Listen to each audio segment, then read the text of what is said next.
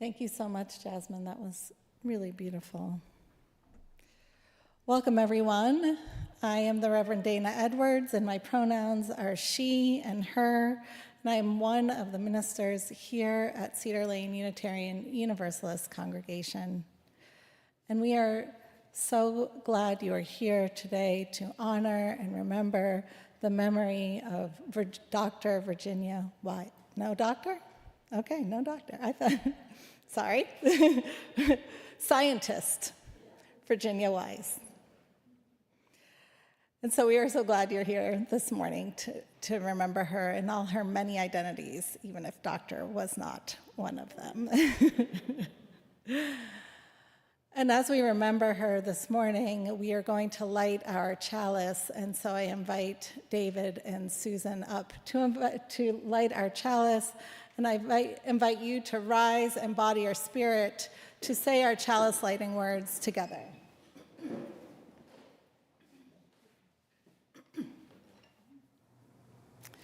We gather this hour to remember Virginia Weise with joy and sorrow, remembering her gifts and our need to support one another. We light this beacon of hope, sign of our quest for truth and meaning, and celebration of the life we share together. Thank you. You may be seated.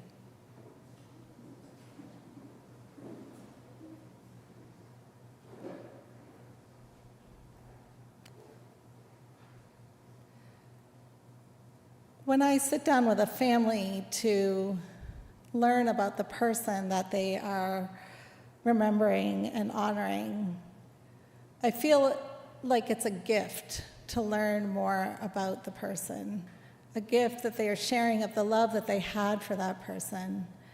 And as I was listening to Virginia's family members, her daughters share about her life, I was struck by a poem, one of my favorite poems, that seemed to sum up everything that they were saying about her. It's the poem "To Be of Use" by Marge Piercy. And I was listening actually to Marge Piercy read the poem herself, and she said this is often used at memorial services to remember people who have tried to do good in the world. And so that made it seem even more relevant. To be of use. The people I love the best jump into work head first, without dallying in the shallows, and swim off with sure strokes almost out of sight. They seem to become natives of that element, the black, sleek heads of seals bouncing like half-submerged balls. I love people who harness themselves, an ox to a heavy cart, who pull like water buffalo with massive patience, who strain in the mud and the muck to move things forward, who do what has to be done again and again. I want to be with the people who submerge in the task, who go into the fields to harvest and work in a row and pass the bags along, who are not parlor generals and field deserters, but move in a common rhythm when the food must come in or the fire be put out. The work of the world is as common as mud. Botched, it smears the hands, it crumbles to dust. But the thing worth doing well has a shape that satisfies, clean and evident. Greek amphoras for wine or oil, Hopi vases that held corn are put in museums. But you know they were made to be used. The pitcher cries for water to carry, and a person for work that is real. Amen. And so now I invite you to rise and body your spirit to sing hymn 412, Let Hope and Sorrow Now Unite.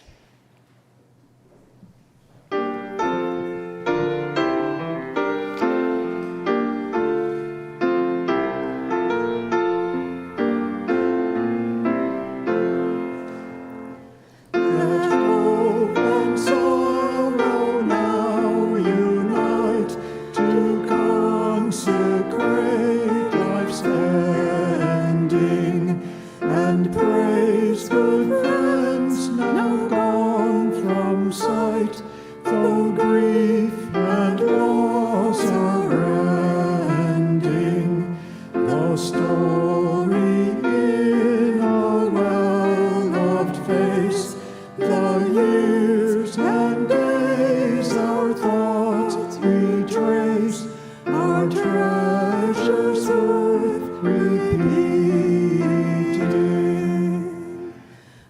with faith or doubt or open mind, we whisper life's great question. The ebb and flow of space and time surpasses love's perception, yet knowledge grows with joyful gains and finds our wonders are more strange than hopes of resurrection.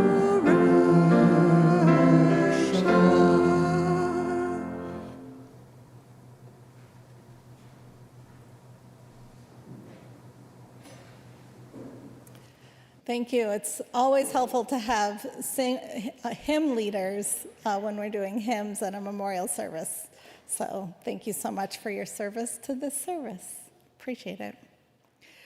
Now is the time in the service when we turn to our reflections and recollections. This is the time when together we weave a tapestry of who Virginia was and her many identities and many ways of being in the world. And so first I'd like to invite up Carol Bartram. Come on up.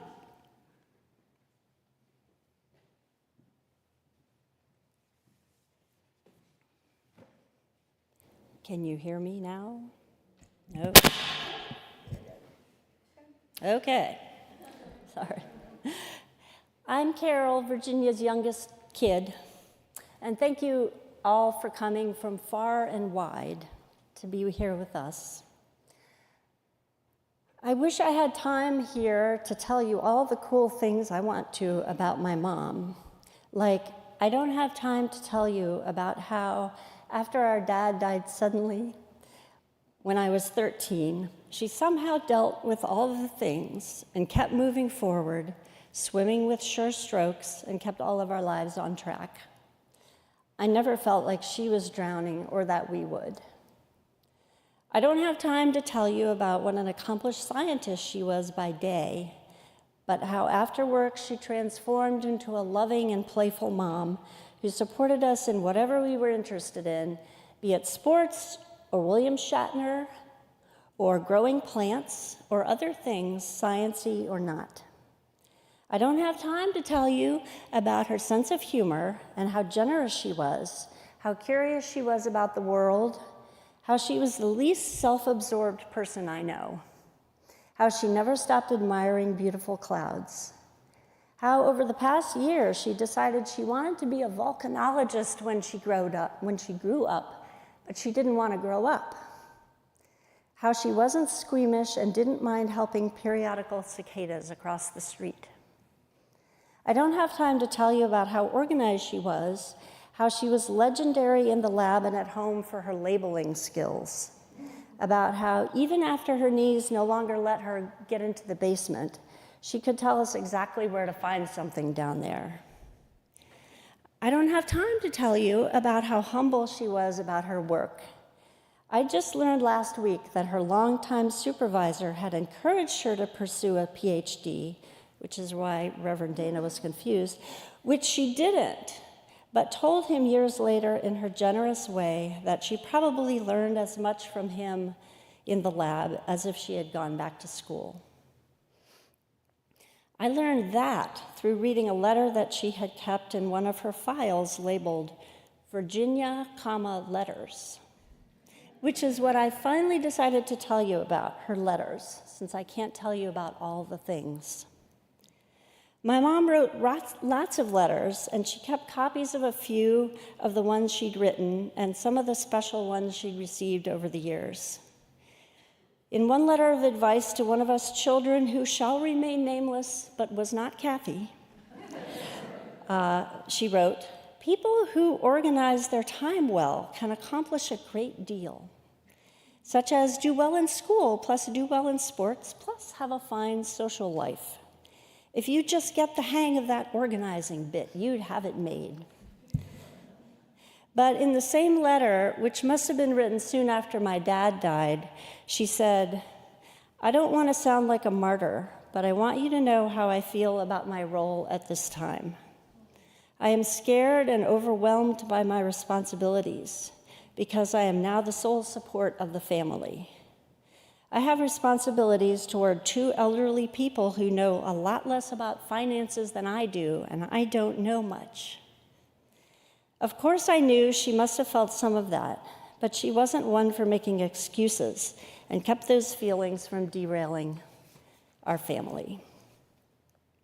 She always valued civil service, and I found a letter she wrote when she was 16 to her mother, who was in New York a lot at the time, about a day at her first government job at the Bureau of Standards. She said, "Monday, things went pretty smoothly at the office. I'd just gotten through with one job and was catching my breath when Mr. Patterson came up and said that he needed 2 girls to do a very accurate or important job for somebody else. He asked me how I was on the slide rule. I said, terrible. I got crossed. Mrs. Green said I was very good because I had taught her how to use the confounded thing in 3 easy lessons. Anyway, I got drafted." During Dave and Kathy's elementary school years, she wrote again to her mother, "When we got back from Pennsylvania last Sunday, Jessie told us the cats hadn't come home. They didn't come home Monday morning either. They were both at school, apparently looking for David and Kathy. Weren't they stupid not to realize that the children don't go to school on Sunday? Mike was up a tree with barking dogs below. David was sent home with him at 11 a.m. Moochie was discovered later under a school bus." Later, she seemed to enjoy playing with the U.S. postal system, like the time when I was in college and she mailed me a piece of banana bread. I mean, like in one of these envelopes, a business envelope. The envelope arrived very oily and the bread very flat and unbread-like when I peeled open the envelope. My college friends all thought it was hilarious, except for Sandy, who ate it, which I thought was hilarious. Another time, Mom mailed me some purslane, a weed from her yard, also arrived very flat, because she'd just discovered purslane was edible.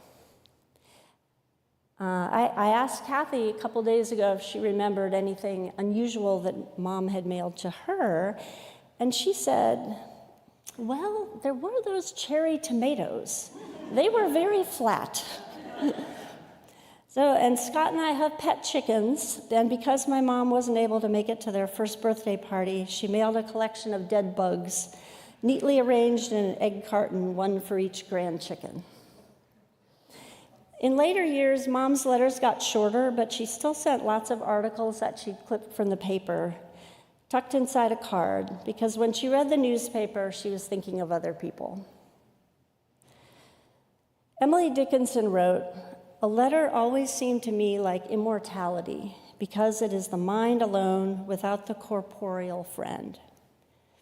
When our mom's short-term memory was failing over the past years, she wasn't as good on the phone.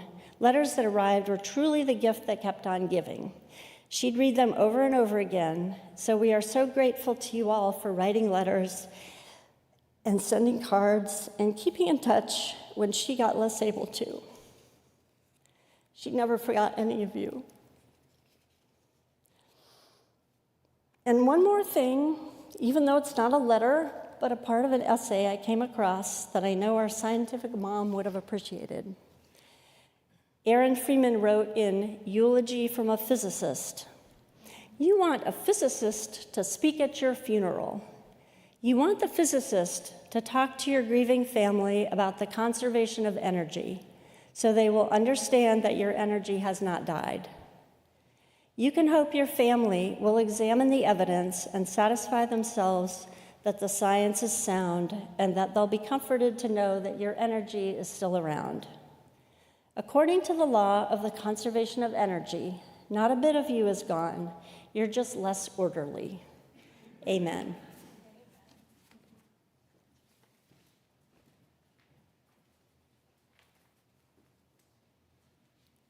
Stefan Bonhoff.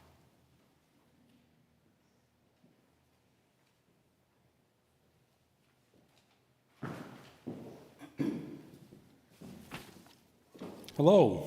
My name is Stefan. I'm here with my wife, Annalena, and I first want to thank you, the Weise family, for actually letting me speak here in honor of Virginia, who is a dear, loving friend to us. Still is. All right? So I'm also talking about on behalf of many scientists who actually have lived with Virginia. And probably I have lived the longest with Virginia, I think about 4.5 years. And I want to share some of my memories that I have of her and of the family, of course.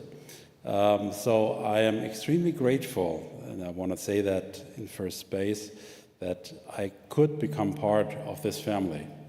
So when I arrived in '87, this was actually my first, and bear with me, you heard some of the stories yesterday already, but I repeat them anyways. I came from Germany, and it was my first trip outside Europe. And also it was my first trip on a plane. I apologize, but even with 27 years of age, I did not fly on a plane so far. So it was scary, it was exciting, and I landed in JFK, took the next plane to Washington then National. And since I had talked to Virginia earlier, she told me, well, take the Washington Flyer to the Ramada Inn, which doesn't exist anymore, I think. So I did that and waited in the lobby, coat on, 2 suitcases, and there she was, in her blue Toyota Corolla. And she picked me up and brought me to 5447 Alta Vista, which then began to be my home for the years to come. Actually, I had planned to only stay 1 year, but then it was home for me, so I stayed 6 years altogether here in the US. First, I met Jessie. I met Crumpet. I told you we had a bit of a rocky start in the beginning, but once I found her sweet spot, we were also becoming good friends. And then, one after the other, the members of the family, Carol, Kathy, Dave, and Steve. With the latter, I shared long nights watching movies with our favorite actor, who then became the governor of California. So I had a really good time. And one of the features of Virginia that I want to mention is the hospitality that a lot of scientists who came from abroad shared.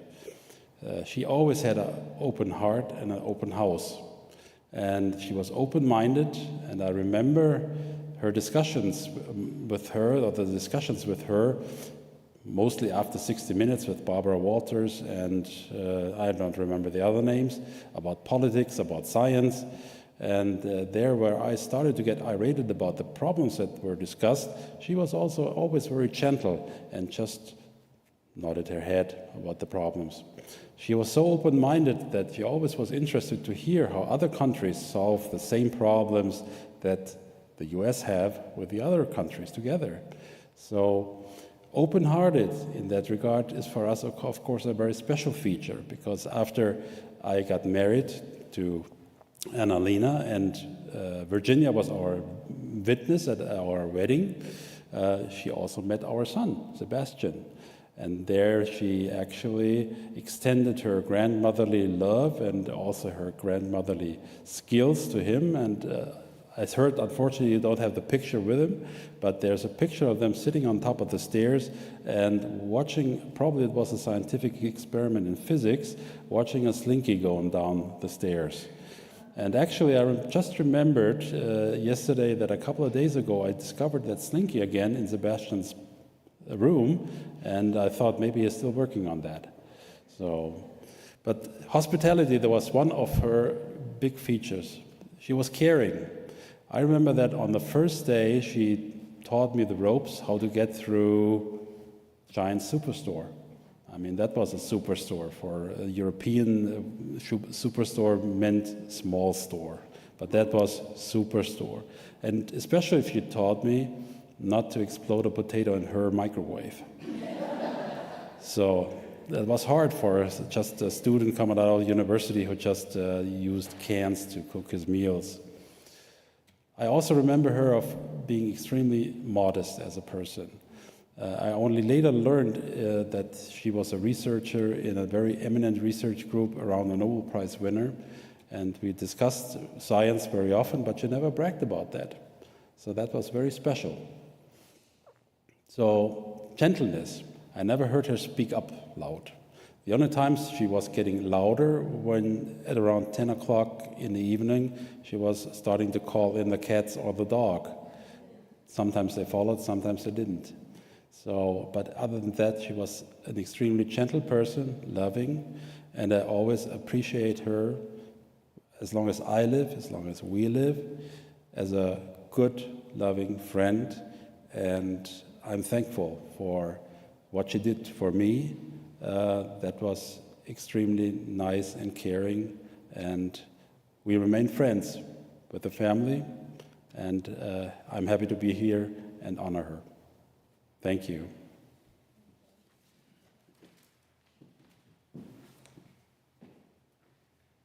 Brian McDonald.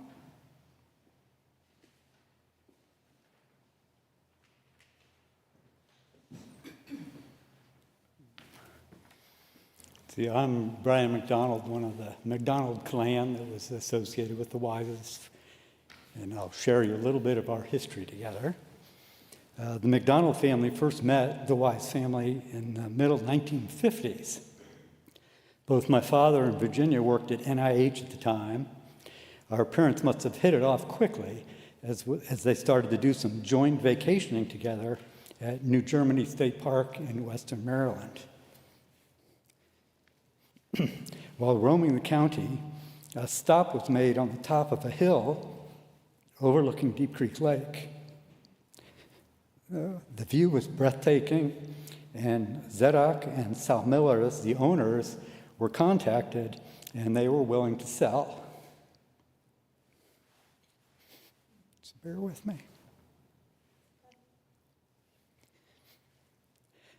The year 1957 started a long joint ownership of a beautiful property overlooking the surrounding countryside. A house was built by 1960, and our families each took time enjoying this property and often did it together. Early on, 20,000 Scotch pine trees were planted for Christmas trees. This was the impetus to call the property Piney Ridge. We all spent many hours each year pruning those Christmas trees. Way back during my youth, our families alternated summer vacation months at Piney Ridge.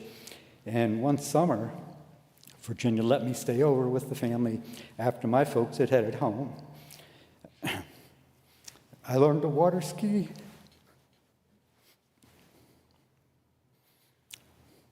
During that stay, and my first remembrance of Virginia was of being down at the dock and watching her swim gracefully across the inlet. Not being much of a swimmer, that really impressed me. I also had the indelible picture of her floating on her inner tube, smiling and enjoying herself in the lake.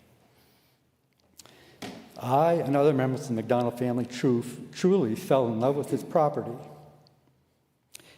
One of my sisters had her wedding on the hill with friends coming from Connecticut, where she lived then, and my brother Kevin and I enjoyed many trips to Piney Ridge over the years.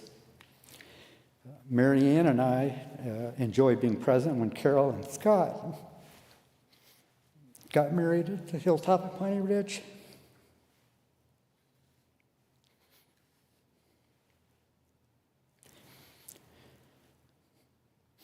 There was a period when Virginia made the 300-mile trip from Bethesda to go to the dentist in Oakland, Maryland, which was near Piney Ridge.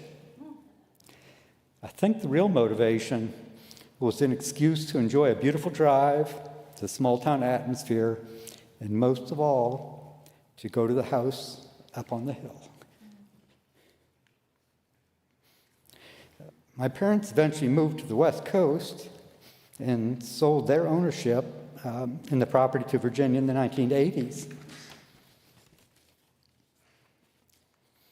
I enjoyed getting together with Virginia, Kathy, and Carol for a party to commemorate 50 years of owning Piney Ridge in 2007.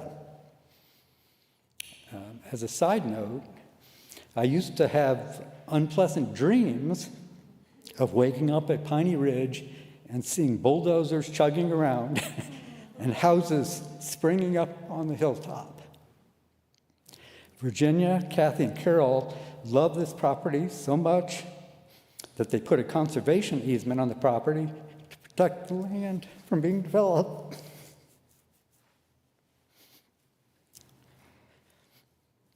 Those unpleasant dreams disappeared without them ever knowing what an indirect gift that conservation easement was to me.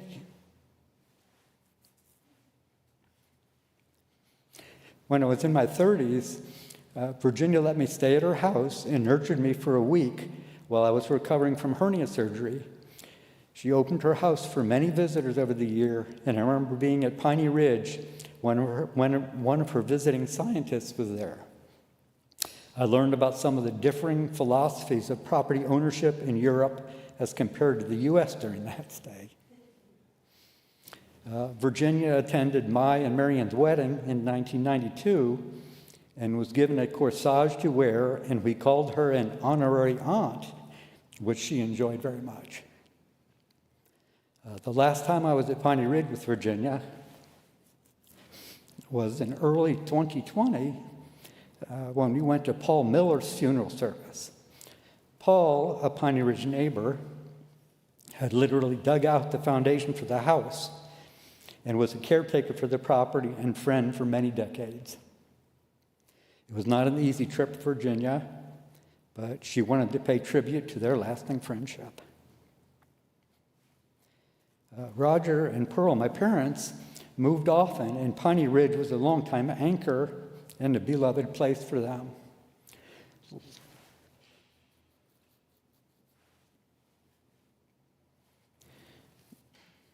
Last year, my sister and I scattered my parents' ashes at Piney Ridge.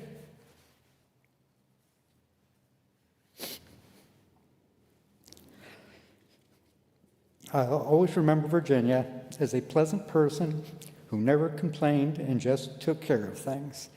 She was a wonderful and giving person. She was always there to support those around her, including me. She was a rock of stability over the years. She really enjoyed the simple things in life, like sitting at the picnic table in her backyard and just soaking up the beauty of the natural world around her and going as often as possible to enjoy the beauty and the peace of Piney Ridge.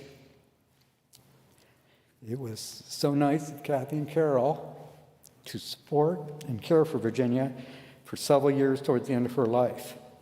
I know she appreciated the care, the compassion, and the dignity of being able to stay in her home. A wonderful act of love for one that gave so much to others.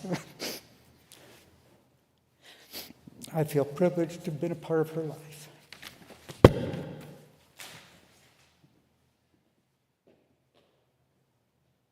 Thank you. That was really heartfelt.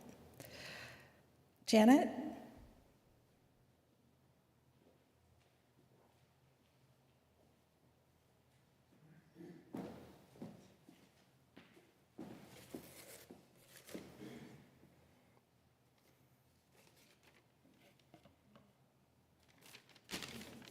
These are handwritten bulleted notes. I need Virginia's organizational skills in my life. Perhaps they can come to me from the beyond. My name is Janet Weise, and I officially joined the Weise family in 1991 when I married Steve. And it is said when you marry somebody, you marry not only the person, but their family.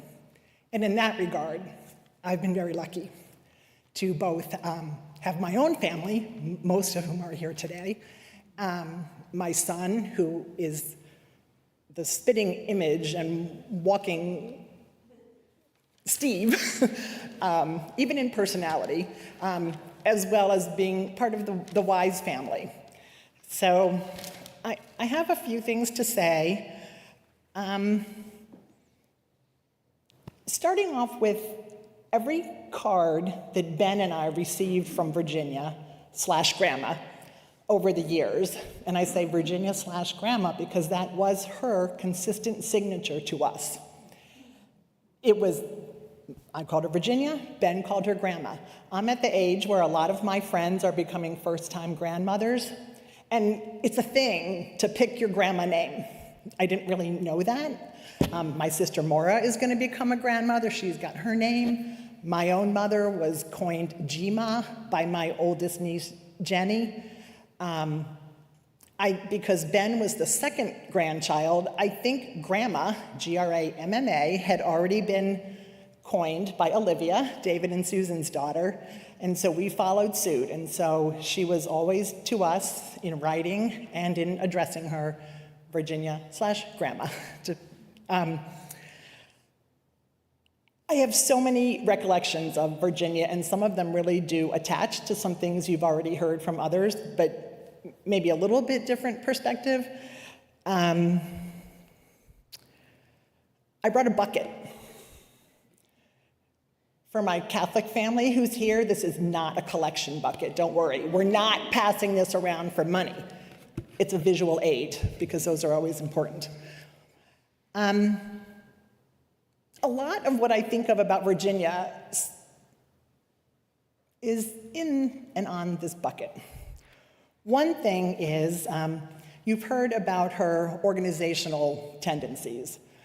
And yes, I remember when Steve and I were first married, just marveling at the labeling system of all of the boxes in the basement, even like, this is a box of boxes. It was remarkable.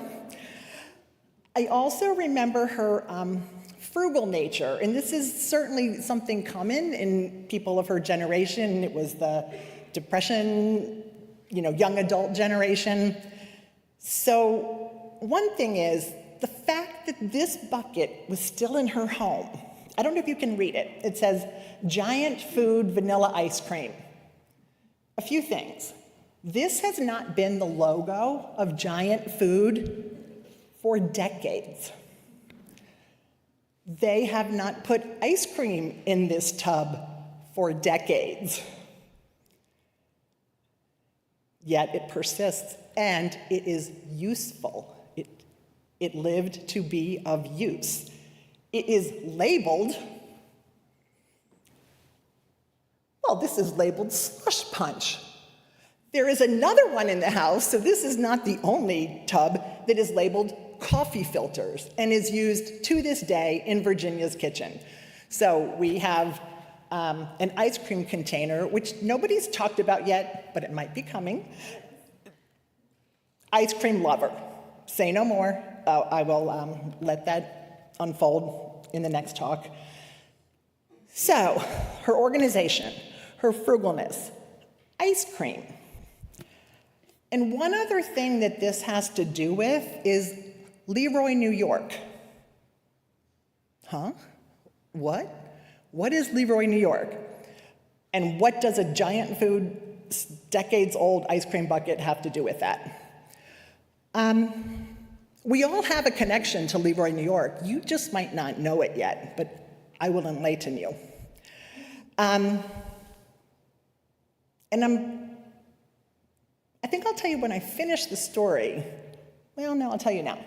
Leroy, New York is the birthplace of Jell-O. When my son was born, so see, Jell-O. Everybody had Jell-O in their life? I'm thinking perhaps, probably. When my son was born, Virginia was pretty newly retired. My mother was still working. I had all the typical challenges of moving around, getting up and down, having the strength to carry a baby, and we lived in a townhouse, so there were lots of steps involved in my life.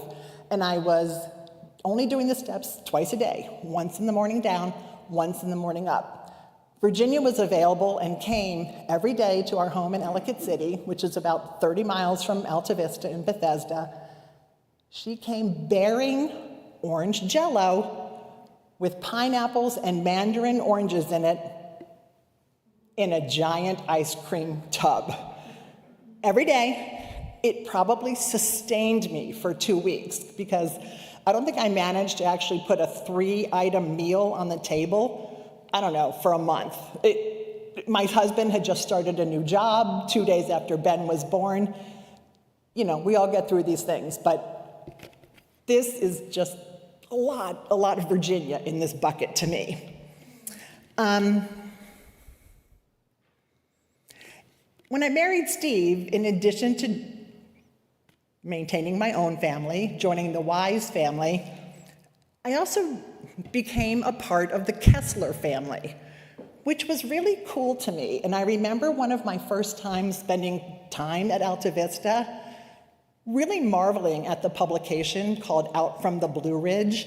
And it was a genealogical rendering of the Kessler family, which was Virginia's maiden name.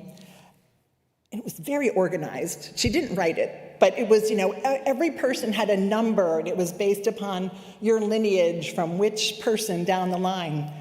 And Steve and I would just pour through that and find, you know, the Weise family entry from when Virginia married Ernest, and it was just very cool. And one thing that I really cherish is that a second volume was printed, and I got a number. So I did officially become part of the Kessler Weise, and Ben, you're in there too. Yes, so that was just really neat to me to have all that history, and that was something she cherished, was her predecessors. That was very important to her. So I've talked about Jell-O. I have just a few other food-centered recollections of Virginia that really mean something to me. Pecan puffs. Say no more. It is the best cookie I have ever tasted, and here is maybe the highest praise I can render. Even my mother, who is an extraordinary baker, said Virginia's pecan puffs were better than hers, and now they have become ours. So that is truth. Broccoli casserole, yes, this is an amazing dish. Broccoli, cheese, corn, crumpled with cornflakes on the top. When Steve and I would celebrate holidays, our family homes were only 4 miles apart on each end of Old Georgetown Road. So we could never say, like, oh, well, I'm out of town, I'm spending my holidays with the other family. You're like, well, you're just 4 miles away. You're spending the holidays with both. So we would go up and down Old Georgetown Road.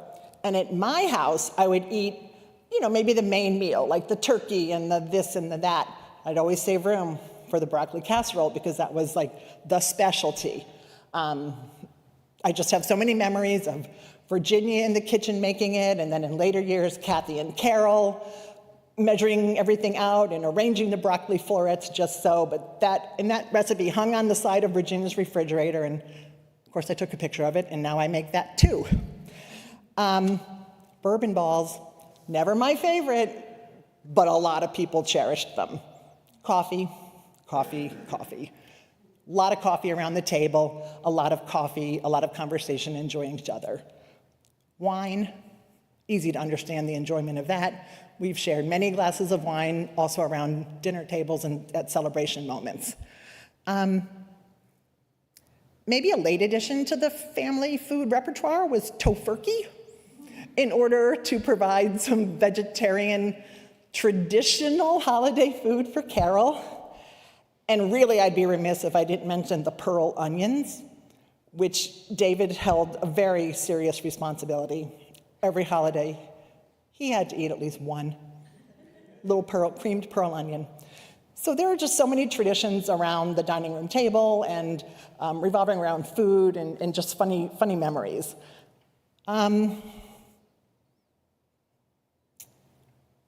One of the more hilarious dining room table moments is a tradition that is attached to the World Book Encyclopedia. Something in the 1960s, because that set of encyclopedias exists in Virginia's home.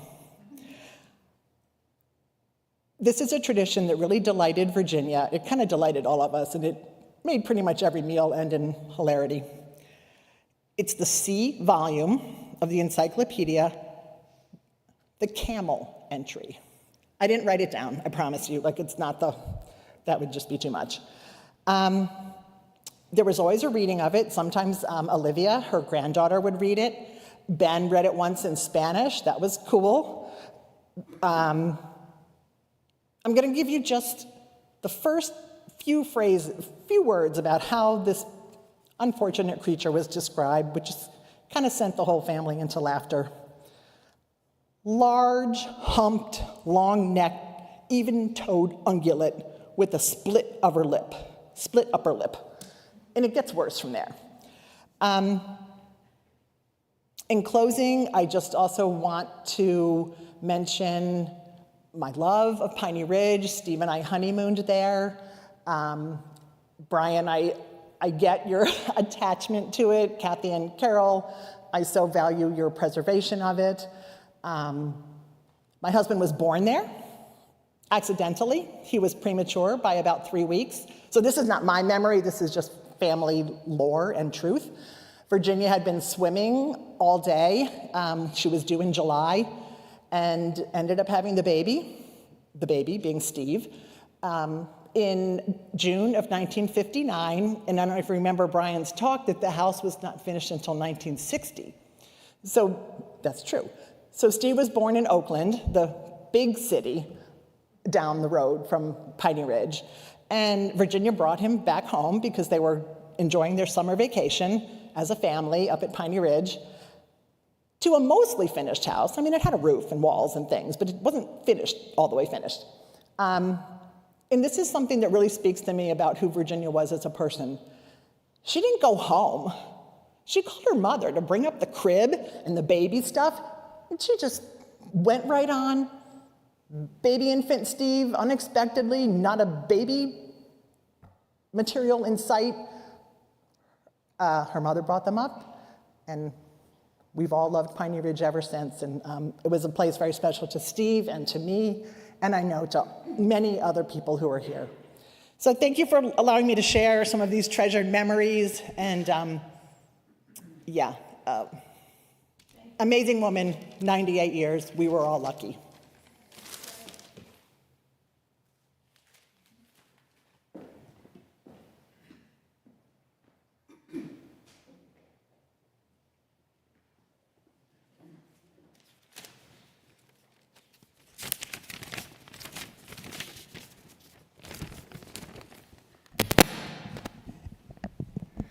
Good afternoon, everyone. Thank you for being here to celebrate and memorialize my grandma, MMA, as always a point of emphasis, Virginia Weise. I think grandparents occupy a special role in the lives and just general dynamics of their families. The grandma role is not easily filled by just other people, like up or down or left or right on the family tree. It's like a specific niche. It's important. I think in particular in the lives of their grandchildren, the grandparent to grandchild connection meta is very, very unique and special. I think being that grandparents have seen more of life than the rest. They've had time to sort of develop the wisdom and intelligence, and in particular, the patience that is needed to guide their grandchildren. They're growing, often rambunctious, probably loud, and always sneezing and coughing at the cat allergens, but still enjoying the cats. Guide their lives. Throughout my childhood, my grandma definitely put her wisdom and intelligence and patience to good use as, I'd say, as an enabler and promoter and sometimes tolerator of my curiosity, Olivia's curiosity. In particular, I remember gathering at the Alta Vista house on Thanksgiving and Christmas. Aside from the classics that have been mentioned by my mother, sharing lovely, delicious food and pies and root beer floats, and reading humorous entries from the World Book. I specifically remember spending many holidays sort of taking over the living room with Hot Wheels tracks. So nowadays, kids probably do more, I don't know, Angry Birds, iPad, like, you know, screen-based sort of holiday things. So in general, we spent a lot of time with the Hot Wheels. They're like the plastic tracks that can be interconnected to create a larger scale sort of circuit. They have grooves on them, and the little cars can not clip in, but they gain like they bite into the track, and you can send them around the curves, loop-de-loops. So we really like to do that. So if you're picturing like a tidy elliptical shaped little course in the corner with which we quietly played, that wouldn't be accurate. We would take seemingly miles of this flexible plastic track and create these like labyrinthian mazes all around the living room and surrounding areas and hallways to make sure the cars had enough potential energy to get all the way to their destination, being that for the most part they were unpowered, although that is not fully true. There was actually a part we had, I think, that was battery operated, and it provided it had a rotating gear-based track within it, and it basically was a booster for the cars, actually. But for the most part, they relied on gravity, the initial gravity that was provided by wherever you started your track. So we'd clamp the tracks to the top of the tallest table or cabinet, and from there, these cars would twist around, bend, and traverse loop-de-loops. More often than not, it didn't work as like how we wanted it to, which I think is a kind of science in a nutshell also, because you just can't make things work all the time. But we kept going, and cars would fly off the track and probably land somewhere, hopefully without hitting anyone. And then as an young adult, and as a teacher currently, I could see how all of this could be considered annoying by somebody in like the role of grandparent, grandmother, grandfather, hosting a holiday gathering and the entire living space taken over by loud and airborne metal objects, and like I could see how that might not work with some people, but Grandma didn't consider it annoying. I think she saw that we were playing and learning and enjoying ourselves, and that was what she liked. I think when the car didn't make it up a hill, we would steepen the starting ramp to give it more speed. If it flew off a curve, we'd adjust the angle, create a more gradual slope. And in the time before screens dominated, we were learning and playing, and that's what she wanted. I think in her personal and professional life, she sort of championed curiosity and intellectual exploration, and that definitely shone through in her tolerance and support of all of our productive chaos. That's one small example, but I think it sort of encapsulates and exemplifies her wisdom and patience and understanding of what's really important. A perfectly tidy and squared away living room on Christmas, or happy grandchildren using their hands and minds to figure things out. My mom recently also reminded me that when I got to Grandma's house, I was always really obsessed with this red handheld vacuum cleaner dustbuster. I just liked it, and it wasn't like particularly dirty. There wasn't really a need for me to use it, but I just liked turning it on and I guess going around the staircase and everywhere. And I could also see how that might rub one the wrong way, always having vacuums running, like the noise and but she just had a very needed way about her in terms of like regarding me, just allowing me to sort of explore and like engage with the world in a non-restrictive way. She just really promoted curiosity, and I think that's super important. I'm a teacher now, and so just as I go throughout my days with my blessed middle schooler students, I just think it's also a good lesson for me, for all of us. You can trade a little bit of chaos, as long as it's sort of helping promote the curiosity and the love of learning of both young people, grandchildren, and just people in general. So, I will always remember my grandma as an intelligent and smart woman who, spent her life learning, thinking, exploring, and supported me in my own efforts to do that as well. And she will be missed. She will be missed. Of course.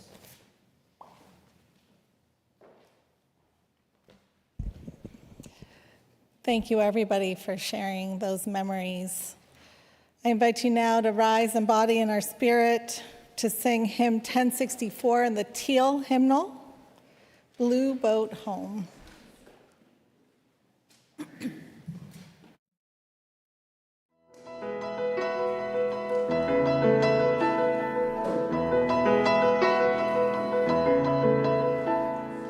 Though below me I feel no motion, standing on these mountains and plains, far away from the rolling ocean, still my dry land heart can say, I've been sailing all my life now, never harbor or port have I known. The wide universe is the ocean I travel, and the earth is my blue boat home.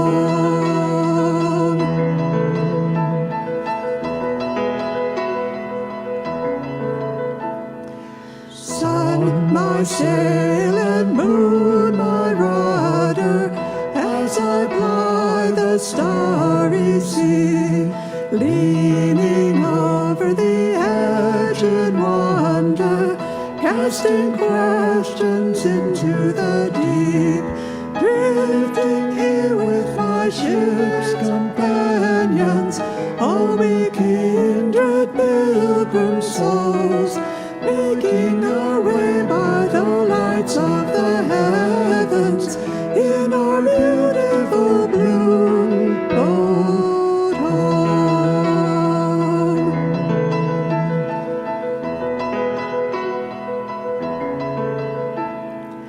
Sound my thanks to the waves upholding me, and the great wind surging me on.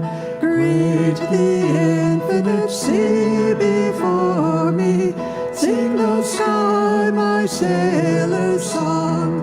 I was born upon the fathoms, never harbor or port have I known. The wide universe is the ocean I travel, and the earth is my blue boat home.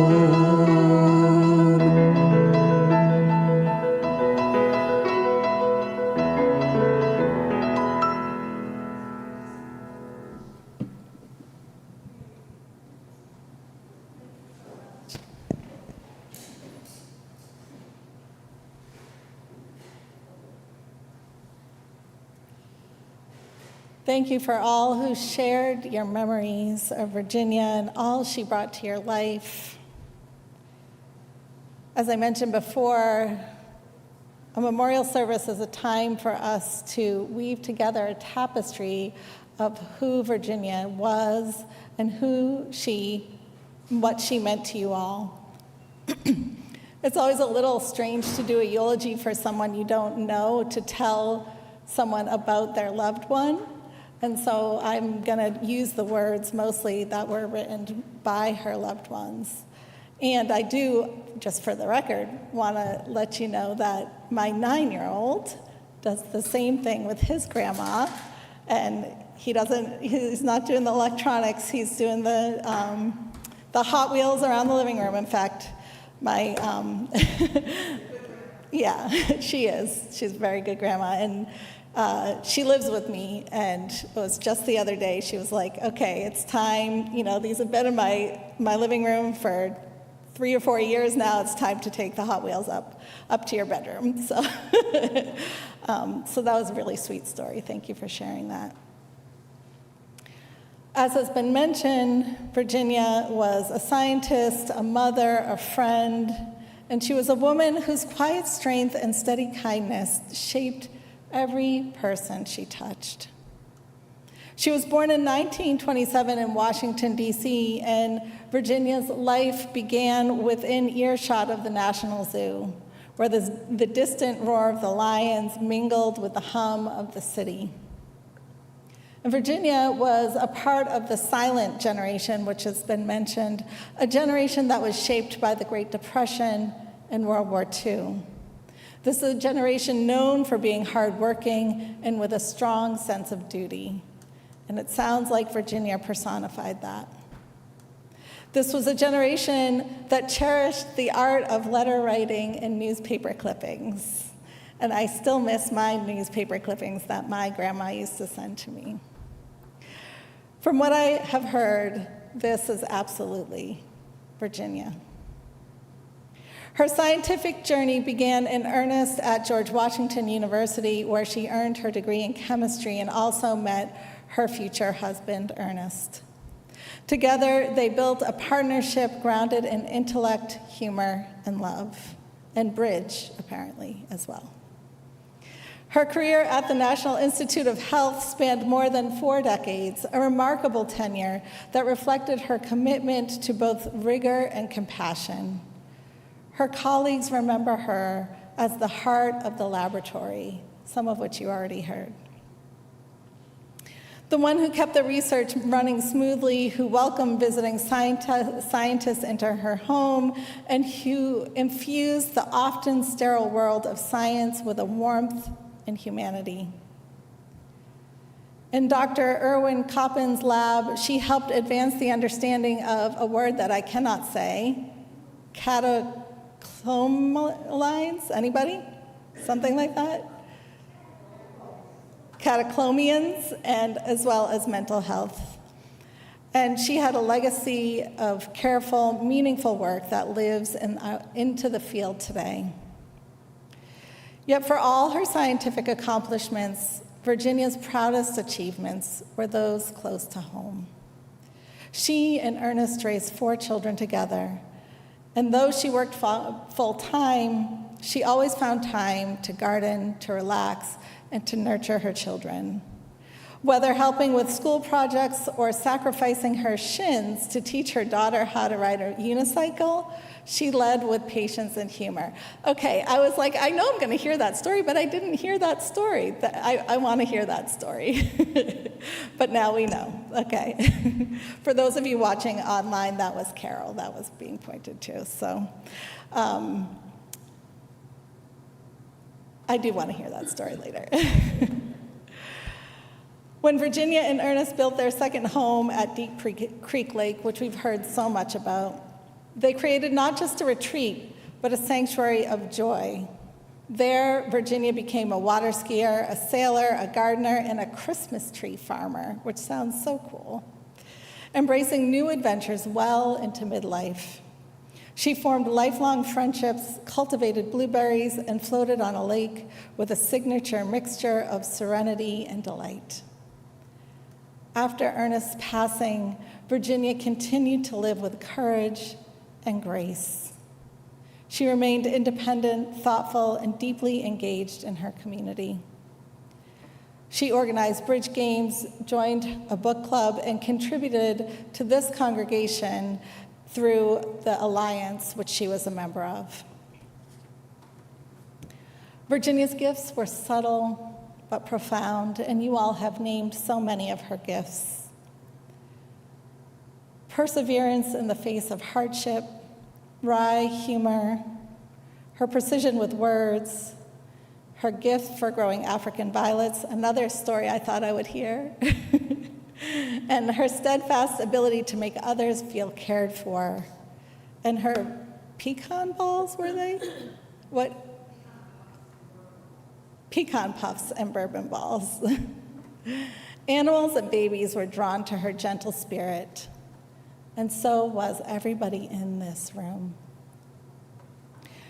She showed us that a life well lived is not measured in noise or notoriety, but in the quiet constancy of love, curiosity, and service. Today, as we remember Virginia, We honor a life that was full and generous and deeply good.